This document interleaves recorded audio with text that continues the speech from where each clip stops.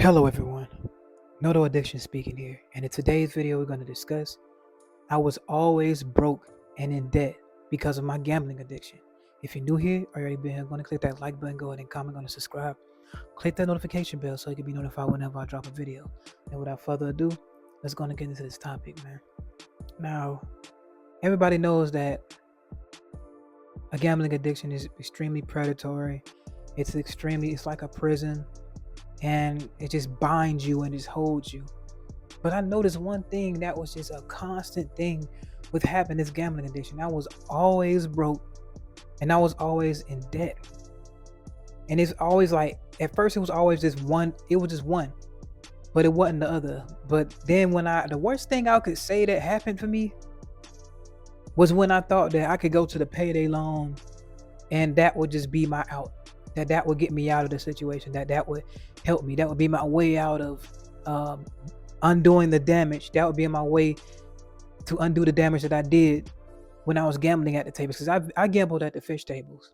That's what anybody that knows anything. I did slots from time to time, but my main thing with the fish tables, I like to play at the tables where you get this tap for 5, 10, so on and so forth, cents or whatever at the table, shooting at monsters and dragons, which made it such enticing, much so exciting, I guess you would say, because you're winning money, but you're sitting at the table with other people. And I always noticed that every time I was going in there, every time I was playing, whether you up or down, then usually on most of my nights, I always ended up going down. Even when I had like big winning streaks, sometimes I would walk in there with about 30 to 40 bucks, be up to about 500 sometimes, and end up trying to go higher, up in my bid. I remember one night I got up to 500 and lost everything, and lost all that, and end up going even further and getting some money out of my bank account.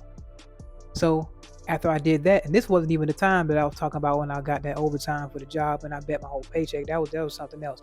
This was just some little fun money I was trying with, and I ended up coming up big, but it just wasn't enough. And I was thinking about that. I was like, dang, it just wasn't enough. So after I lost that money and I went in and dipped into the money that I wasn't supposed to use, the money that because I got ahead this time. I stopped gambling for a little bit, and I wasn't betting all the money that I wanted, that I was supposed to be betting. So I had a little extra money and I had a little something in the bank. Ended up going through that. After I lost that money, trying to get the money back that I thought I lost, I really only lost 30 bucks. But in my mind, I'm feeling like I'm losing, that I lost 450, because that's what I got up to. I felt like I could walk out with that. So that's what I felt like I got up to. So I felt like I lost that, and I felt like I needed to get that back. So I used the money, that my real cash, because everything really appears like monopoly money. Because when you in that mind frame, you feel like it's just monopoly money. It didn't feel like it was your money. So I reached into my bank account, kept going. Sometimes you chip away at it, because I never went in there and got big amounts, because they got an ATM right there in the place. And when you're gambling, it's just like an ATM inside of a club. They'll charge you, they'll have a surcharge about $4 or $5 in there. And in the club, because usually people are drunk in the club and they don't care about surcharge as long as they can get money out of the ATM. So that's why they can have such a high surcharge for the ATM, because people usually don't care. They're usually intoxicated, and a lot of people usually bring a lot of money when they come out anyway. So that's the same thing when you're gambling. When you're winning a lot of money, you don't really care about it. I just hit $100 for $20. What's $3 surcharge? What's $4 surcharge? So that's why they can charge that much and really get away with it. Some people will notice, like, oh, it's, for the ones that's low on money, they'll be like, dang, this ATM costs a lot. But when you winning, you don't care.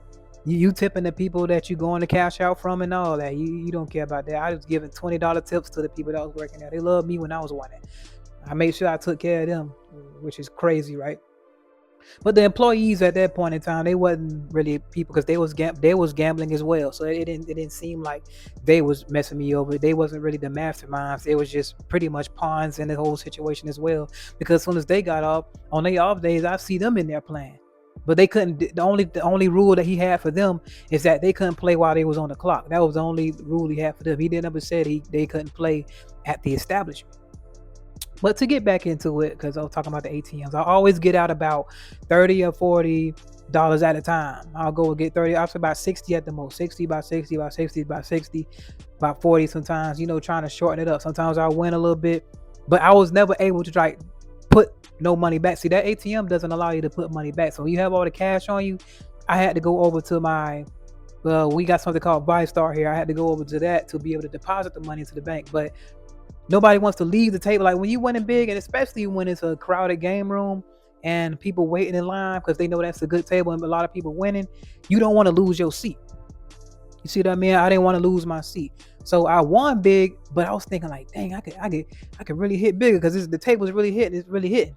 But all of a sudden, the table just started eating. And we call eating is when you putting in bets and you going rounds after rounds. See, what happened is there's a normal round when you shooting at the regular monster that come on the table, and you try to go at them. It'd usually be two monsters. One to go off the board, another will come off, and there's a whole bunch of little fish and other little creatures on the board for lower amounts or certain amounts. Depending on your bid, it's a multiplier.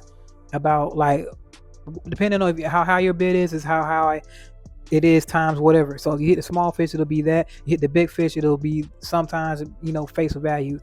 Pretty much you'll win different on 22 cents than you would at 5 cents. It's just like that.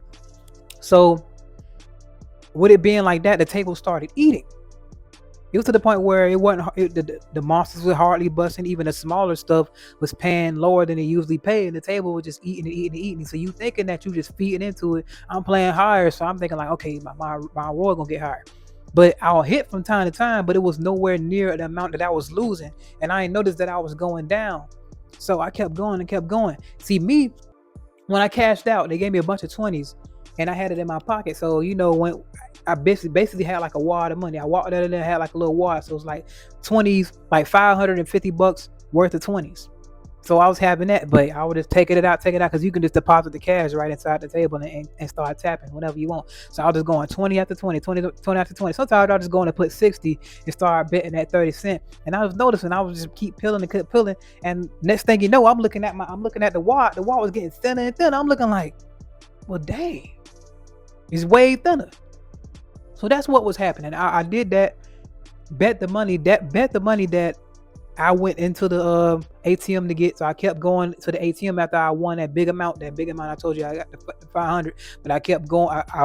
I bet all that and then kept going to the ATM 60 after 60 after 60. I had about $400 something in the ATM. I went and got that out. Didn't notice that because when you get 60 after 60 after 60, you don't know until you look in there. You like insufficient funds. I'm like, insufficient what? So I was looking like insufficient what? Insufficient what? I didn't even think that, because once you pulling it out, you're not even really thinking about that. You're not really thinking about. You just going back and thinking that I can win this. And I was winning some, but it wasn't as much as I thought I was. And then I was thinking like, dang, what I'm gonna do? So I done lost my money. So I went up and did the craziest thing I never thought I would want to do, and that was sign up for a payday loan. It was like the next day. It was like the next day. I went and signed up for a payday loan. And since I had a pretty decent job, I was able to take out the max amount, which is $500. And my mama warned me about this, not to take out the huge amount, because you're going to want to keep paying that back. You notice you pay, you get $500, but when you come for your check, even if you got like $1,000 check or $800 check for that week or whatever, because I was getting paid weekly at that time, 500 seemed like a lot. So you pay that 500 back, and you looking like, damn, I only got 400. So I need to go in and get that 500 back so my money can look right again. On top of still gambling as well. So went and got that and gambled that away. Gambled all that away. Crazy, right? So that's how I was broke and then got in debt. So that's how I kept dipping into my future checks, like I was talking about in my other video over there. I was dipping into my future checks. Now every time I got to keep drawing the 500 every time. Keep drawing that. I had to pay back double money. So when I was working, my money was already missing. I had to pay the payday loan back, and then on top of that, I was still gambling, trying to get more. Sometimes I would win, sometimes I would lose, but I was just constantly in that cycle, and I was getting tired of it. I guess this is more like a resignation video. I was just tired of it, sick of this. Like, why can't I keep no money? Every time I'm looking at my bank account, I'm like, damn it, like, bro, where all my money going at? Where all my money going? I'm like, I can't do nothing. I want to go out. My friends trying to get me to come out. My fam don't know where I'm at. I'm stressed out. I don't want to talk to them because I'm beating cuss somebody out because I'm mad at myself. So a lot of times I would try to refrain from being around people because I went off on them because I lost my money because of something I did. constantly being broke and constantly being in debt, how you mad all the time. You have you mad all the time. Like I've been lost. Dang, I done lost my money. I lost a paycheck and a half and a half and a half. So you about 2 pay periods behind on top of a $500 payday loan that's over your head. You got that weighing over here, and you still trying to get more money from somewhere else. Then you start trying to ask some other people for something. Like I never wanted. I was constantly stressed. You get to the point where you don't even want to go to work no more. You only want to do regular things no more. You stay in the house. You look at the game room when you passing by, thinking like, dang, you still got the allure of wanting to go in there and play and trying to win all the money back. That you just so far down the hole, you just feel like I just can't never win this back. And on top of that, if you go in there and win, say for instance, I would have went in there and won like $1,000. Anybody else mind would be like, oh, you won a lot of money. But then you know what you tell them? You don't know how much I lost. You don't know how much I lost. See, me, I wasn't the type of person that like to talk in the game room. I ain't like to talk to people because a lot of the people that I met in the game room was really conniving. Some of the most conniving people that you ever meet in your life. Because when they winning, they'll be happy, go lucky, would you be a friend and all that. But when they losing, that's when their true colors came out. You know, they'll treat you what you'll speak to them and they're like, oh, leave me alone, don't talk to me. You know what I'm saying? So after people did that once, I noticed that a lot of those people are really just there by association. They ain't really friends. They ain't cool with you. If they see you winning a lot of money, they get jealous of you because in the tables you sitting side by side, so it's almost like you in competition. It feel like if you win the monster, then people they betting their money and they ain't winning nothing. Say for instance, sometimes the table will eat from a seat or two, so you'll be winning 2 or 3 seats, will be winning, and they'll be like, oh, they getting everything. I'm betting all my money, I'm losing all my money, and all of a sudden you got some enemies now because they feel like you taking it away from them.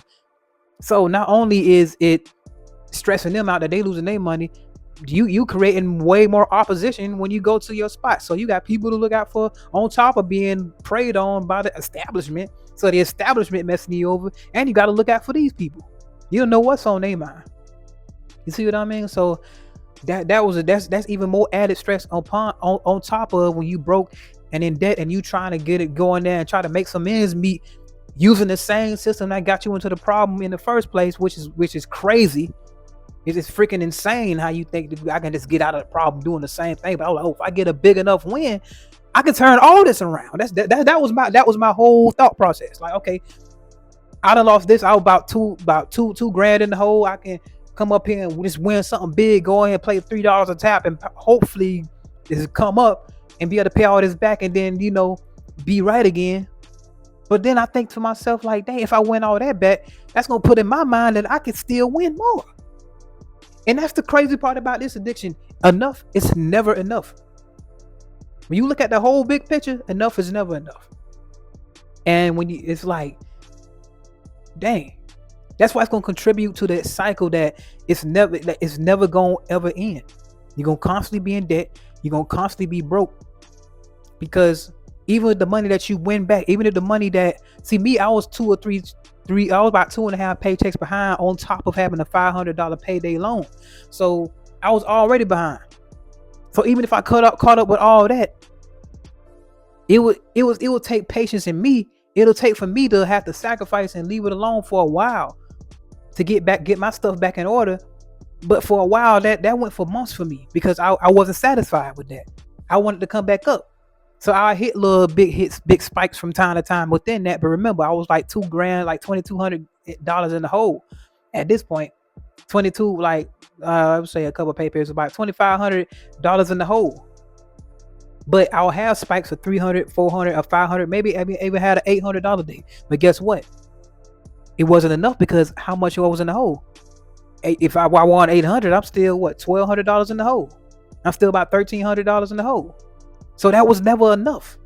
It's never enough. Even if I won $5,000 and I would have caught up with all them pay periods and paid the advance back, guess what I would still be doing? Trying to gamble to get more. That's the hold it have on you. After I didn't win, see, this is what it do to you. You already been through all that for all these weeks. And I just say, for instance, just hypothetically speaking, if I won $5,000 and got all that back and got everything back in order, everything okay, we trying progressing now. I'm a $1.5 ahead. I might still get back into the same cycle trying to take that $500 to go play. It might not happen as fast, but it'll happen slowly but surely. But the fact that I would even want to return to that, and even put myself even in the environment that put me into this situation in the first place is what's crazy about this addiction. This addiction has a hold on you that you just can't understand, and it aggravates you. You tired of it. Like, I'm done with this, but why can't I stop it? Why can't I quit it? Why can't I just leave this alone? This is stressing me out. It's pissing me off. There's so many contributing factors enabling it. People keep promoting this to me, keep telling me about what they want, hearing about what they want. Why can't it never happen to me? When my big day gonna come? When is my happily ever after? That never come. Even when you win, you still not satisfied though. Satisfied for a little while, a little bit. Okay, I got me a good hit. Okay, cool. But then that big wins that I used to have, I'll still go back in there and gamble trying to get more, and usually don't have nothing to show for it. At one point, I would be like, okay, I'll at least try to make a purchase to be like, okay, maybe I can make it a little worthwhile. Maybe I'll have something to look, something tangible to be able to show that I won some type of money. But at what cost? At what cost? You see what I'm saying? So it's just crazy. I just got so tired of being broken in debt all the time. Even when I got slightly ahead to the point because I sacrificed for a week or two, like 2 weeks, in order to catch it back up. But that was hell for me because I was always thinking about gambling still. Give me a 20 for 20. They'll give you go in there with $20. You go and they'll give you $20 to play with at the table. So it'll be 40 when you put it at the table. They say you got to have $60. You got to win, and your cash amount on the table got to be $60 or above in order to cash that out. So that deal was going. A lot of people went over there to try to get that free $20 so they can walk out with 60. Some people will get their 60 and leave. Some people will get that 60 and go back and play and lose all that again. So they down 20 again. 20 after 20 after 20. 5 days a week. That's $100. Some people only go there and play the 20 for 20 and leave. But you don't know you going there every day, that 5 days or five or 6 days a week, 7 days a week, that's $150.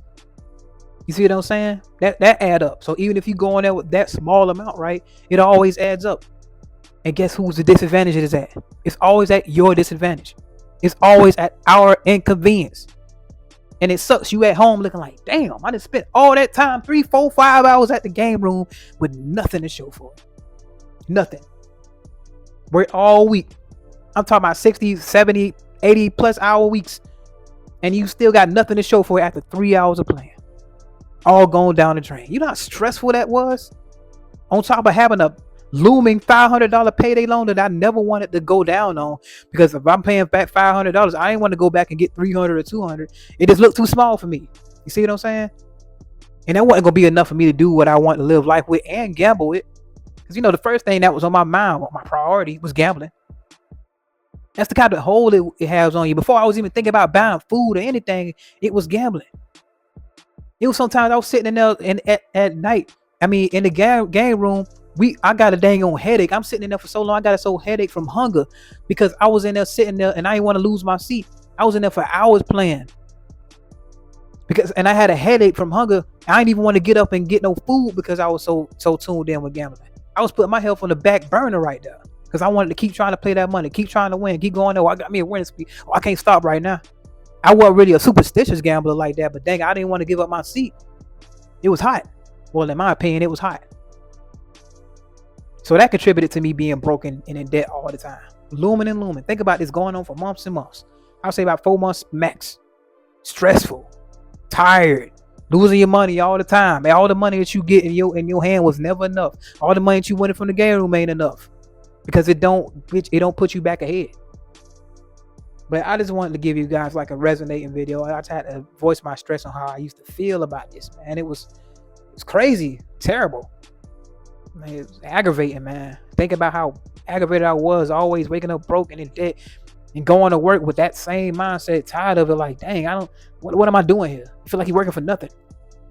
But anyway, it's No Other Addiction coming to you with another video, coming to you with another No Addiction coming to you with another video, man. If any of this resonated with you in any way, shape, or form, I'm going to click that like button, go on and comment, and subscribe. Click that notification bell so you be notified whenever I drop a video. And remember, guys, a gambler never wins until they quit. I'm out.